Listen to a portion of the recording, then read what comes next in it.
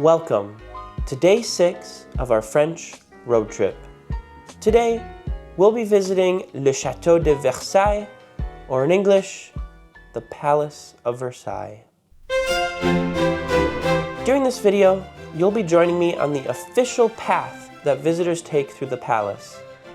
You'll see famous rooms and paintings, many still looking as they did hundreds of years ago. Feel free to pretend you are here on site with me, walking through the same halls as kings of old, fully immersed in the experience. With our week-long road trip nearing the finish line, we spent the last 3 days in and around Paris.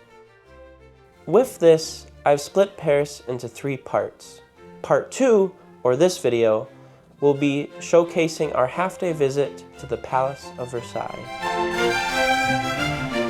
If you'd like to learn more about the destinations visited in Part 1 and Part 3, stay tuned to the end of the video. Now, the first question you may be asking yourself is, how does one get to the Palace of Versailles? If you're staying somewhere within Paris, it can't get much easier with a very straightforward system.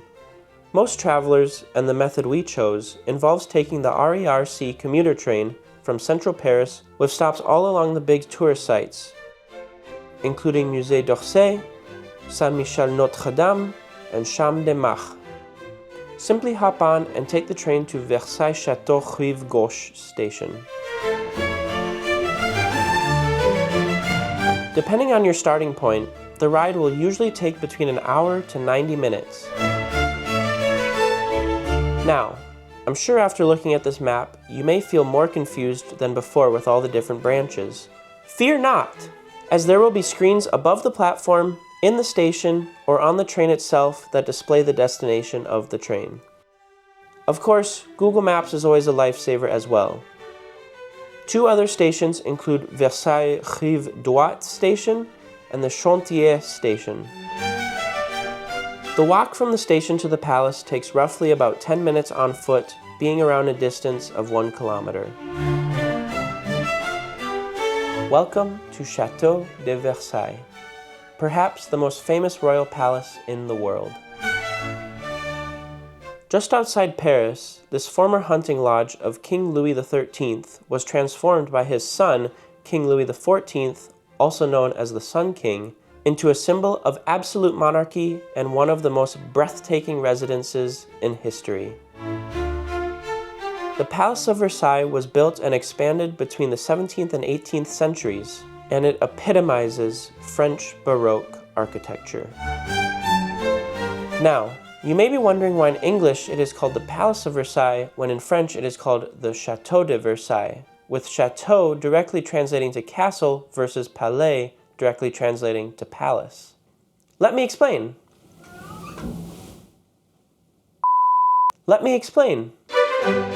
Beginning in the Renaissance period, the term chateau became used to describe a luxurious residence, particularly in a rural setting, while a palais refers to a grand residence found in urban areas. It was thus common to speak of the Louvre as a palais in the heart of Paris and Versailles as a chateau out in the countryside near the village of Versailles at the time of its construction. Before stepping inside, the approach already makes a powerful statement. Visitors cross the vast forecourt, designed to impress with its monumental scale and symmetry.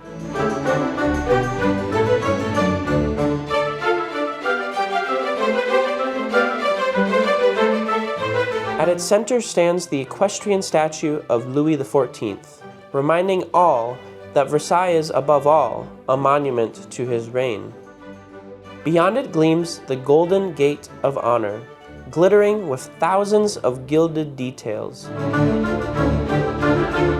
The original was torn down during the Revolution, but today's reconstruction restores that vision of dazzling power.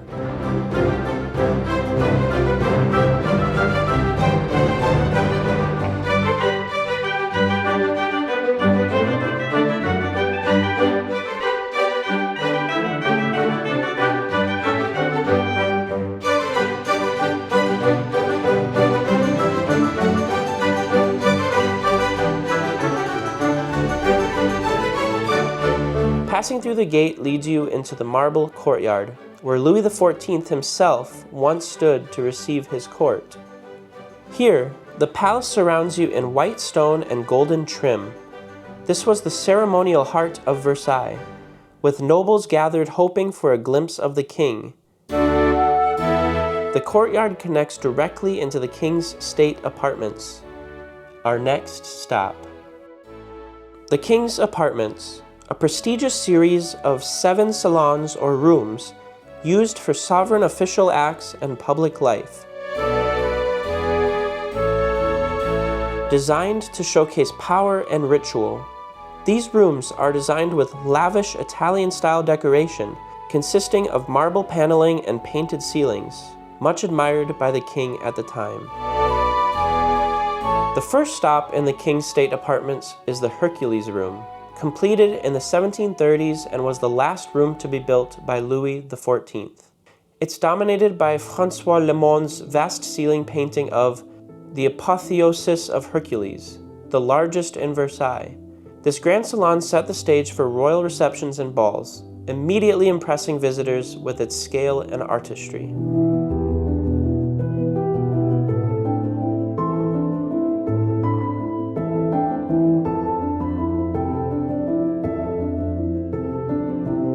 Each morning, Louis XIV performed the levee, a public rising ceremony that involved the king waking up, being washed, getting dressed, and eating breakfast, all performed before a selected audience of courtiers. A second daily evening ritual, the couture, was performed where the king would ceremonially undress and be put to bed in front of his courtiers. The rooms are filled with mythological art linking the king to gods like Apollo, reinforcing his role as the Sun King.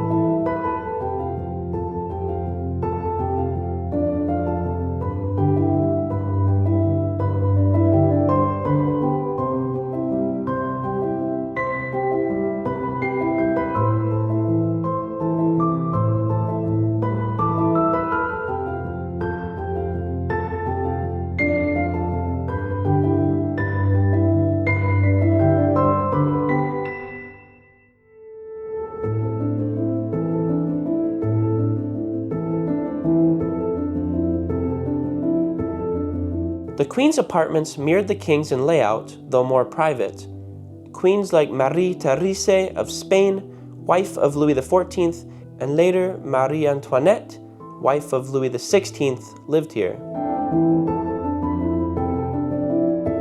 The Queen's bedchamber is where the Queen would also endure a more humiliating experience of the daily levee and coucher, as dozens of courtiers watched her dress and undress.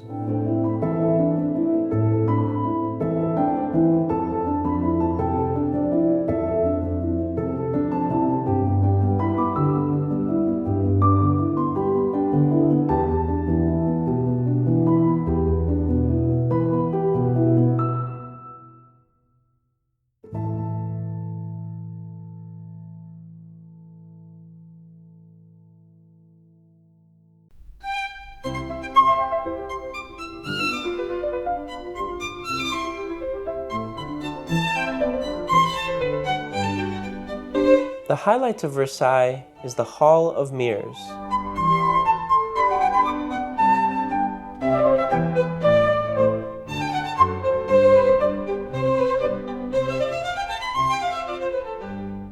"73 meters or 240 feet long and lined with 357 mirrors. The mirrors are arranged within 17 arched bays that face the 17 windows of the hall, creating a dazzling reflection of the gardens and sunlight. Designed by Jules Hardouin Mansach in the 1670s, it was used for ceremonies, balls, and royal audiences.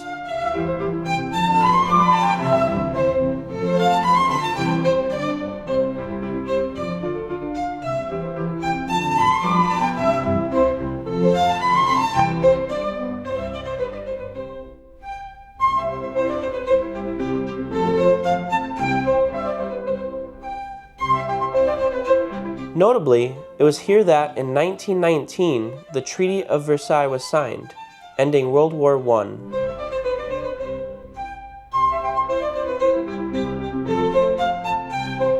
Flanking the hall are the War Room and the Peace Room.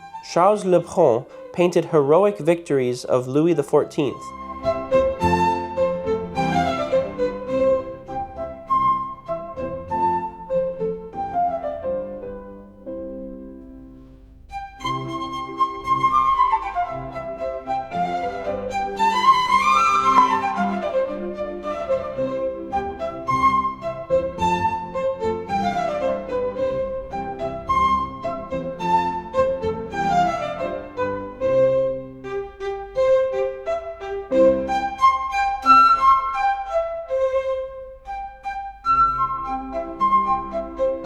While the Peace Room celebrates prosperity brought by his reign.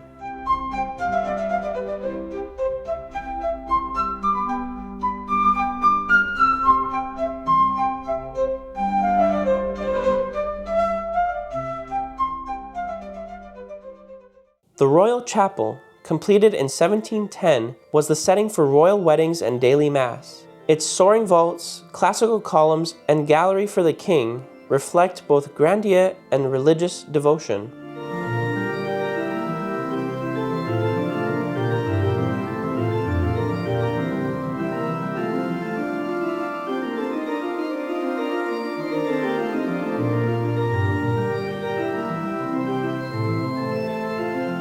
Marie Antoinette married Louis XVI here in 1770.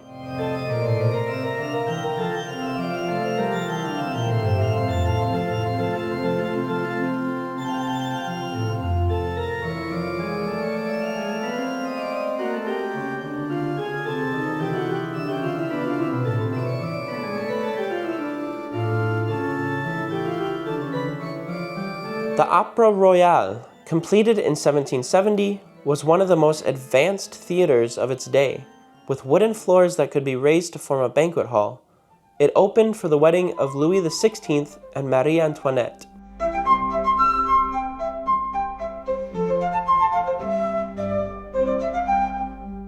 The Galerie des Batailles.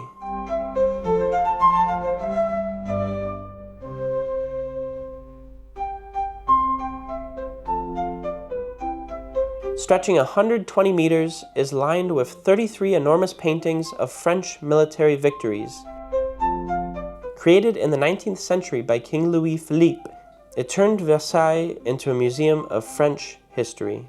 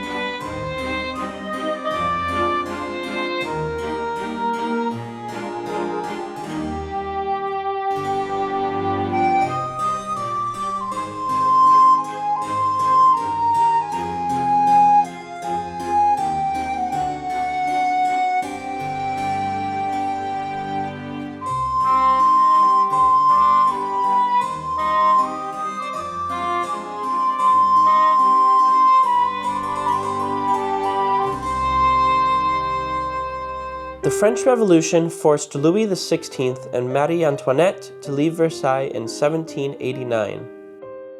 The palace was stripped and many treasures were sold, looted, or destroyed. Yet, its walls survived, and in the 19th century, Versailles became both a museum and a symbol of French heritage. dedicated to all the glories of France,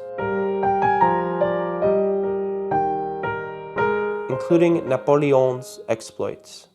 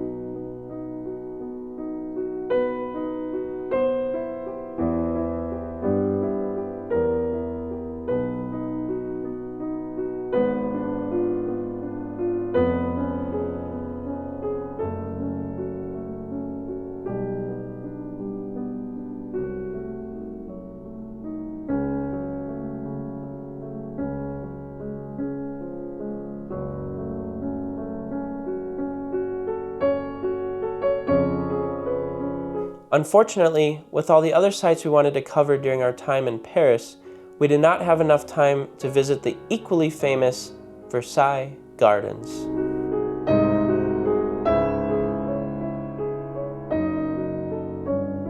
But, as I always say, it gives you a reason to come back. This brings up a good point of, when visiting the Palace of Versailles, I highly recommend making a plan before arriving. There are so many sites and areas to explore, from the palace to the extensive gardens to the various external structures that are all very spread out. And, unless you're literally sprinting, it's just not going to be possible to see everything in a single day. Pick one or two things, enjoy them to the fullest, and don't stress is my recommendation. With this being said, we still got to see an overview of the gardens from the palace end, which was jaw-dropping.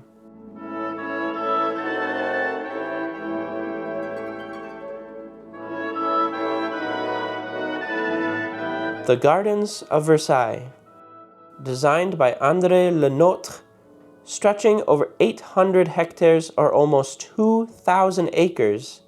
They mirror the palace's symmetry and served as a stage for outdoor spectacles, complete with fountains, canals, and sculptures.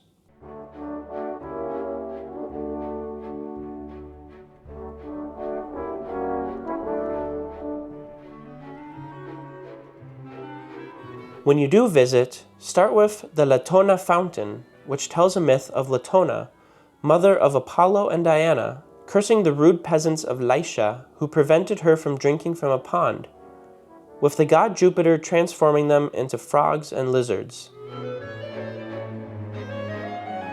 Next up, the Apollo fountain depicts the god Apollo rising from the water in his four-horse chariot, symbolizing the rising sun and representing Louis XIV, the Sun King. Continue toward the Grand Canal, where Louis XIV once staged boat parades.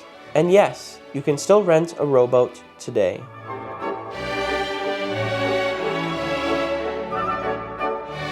Don't miss the Orangerie,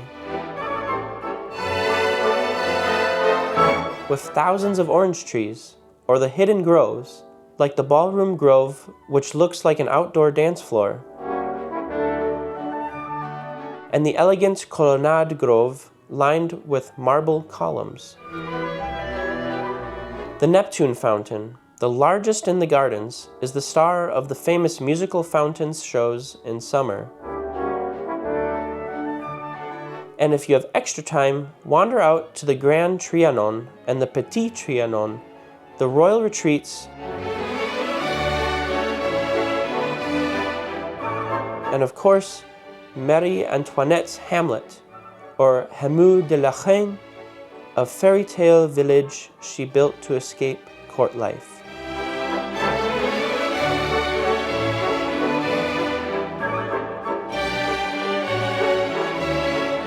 As mentioned, see the Grand Musical Fountain Show, which occurs on select Tuesdays, Fridays, and weekends from April to October, and features choreographed water displays with Baroque music. For an extended experience, the Nighttime Musical Fountain Show takes place every Saturday night in the summer with illuminated gardens, colored lights, fireworks, and Baroque music. Separate tickets will need to be purchased.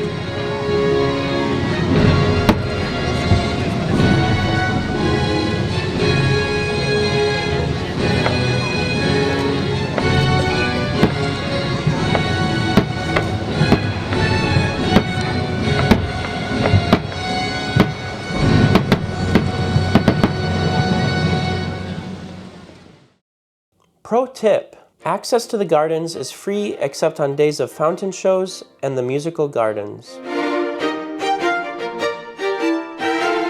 Whether you're here for the fountains, the architecture, or just a peaceful stroll, the Gardens of Versailles are truly a masterpiece. Today, Versailles is a UNESCO World Heritage Site, visited by nearly 10 million people each year. Walking through its halls, you're not just seeing art and architecture, but stepping into the theater of absolute monarchy itself. From the Golden Gates to the Hall of Mirrors, from private apartments to vast galleries, Versailles remains one of the greatest palaces ever built. It's more than history. It's an experience of power, artistry, and spectacle that still captivates the world. One note: when visiting, make sure to take advantage of the free audio guides, whether it be from the Versailles app itself or from Rick Steves' travel app for a more casual guide. Hopefully someday I can make my own audio guides and tour books as well.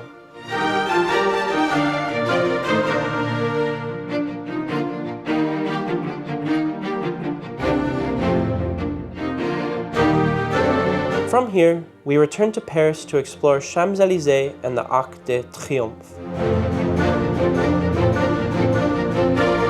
If you'd like to learn more about these two iconic landmarks, feel free to check out my Paris Part 1 video of this France road trip series that also encompasses the Eiffel Tower and Notre Dame de Paris.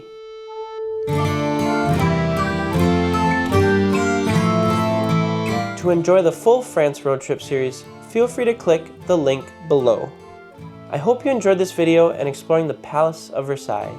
Tomorrow, we will enjoy one more full day in Paris, visiting the Louvre, the Tuileries Garden, the Montparnasse skyscraper, Paris's catacombs, Père Lachaise cemetery, and take some nice strolls around the city. After this, we will make our way over to the UK, going through the famous Eurostar tunnel. If you'd like to stay up to date with this France road trip series, feel free to hit that subscribe button, and of course, a like is always appreciated. See you soon! A bientôt!